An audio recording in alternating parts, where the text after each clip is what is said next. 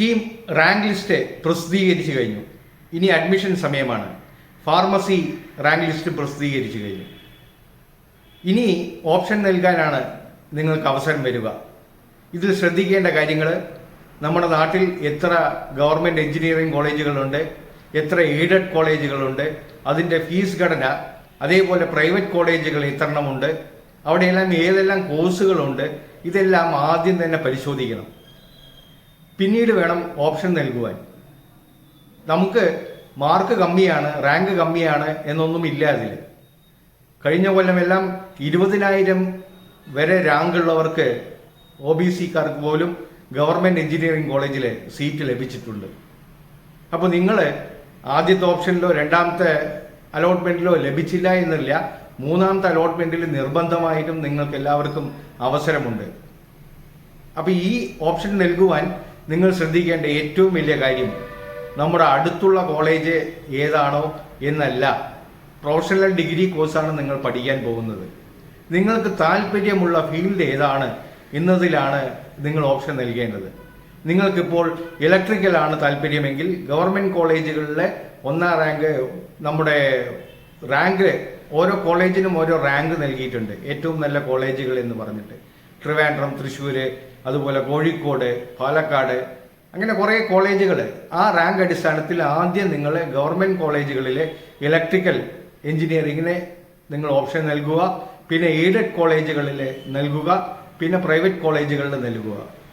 ഈ രീതിയിലാണ് ഓപ്ഷൻ നൽകേണ്ടത്. നമുക്ക് ഈ ഓപ്ഷൻ നൽകുവാൻ നമ്മൾ ഇതിനെ വളരെ ചെറിയ ഒരു രീതിയിലാണ് ഇതിനെ നമ്മൾ കാണുന്നതെങ്കിൽ അത് തെറ്റായി പോകും.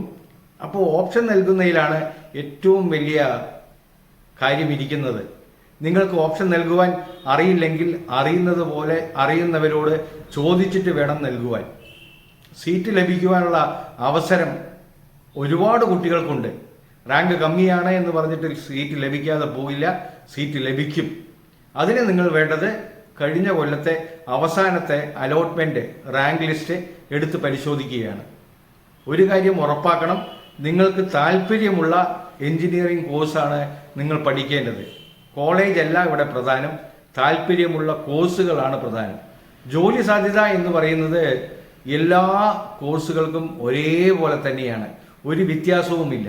ഈ നാട്ടിലെ ഇലക്ട്രിക്കൽ എഞ്ചിനീയറുടെ ആവശ്യമുണ്ട്, ഇലക്ട്രോണിക്സ് എഞ്ചിനീയറുടെ ആവശ്യമുണ്ട്, അതേപോലെ തന്നെ കമ്പ്യൂട്ടർ എഞ്ചിനീയറുടെ ആവശ്യമുണ്ട്, സിവിൽ എഞ്ചിനീയറിംഗിൻ്റെ ആവശ്യമുണ്ട്.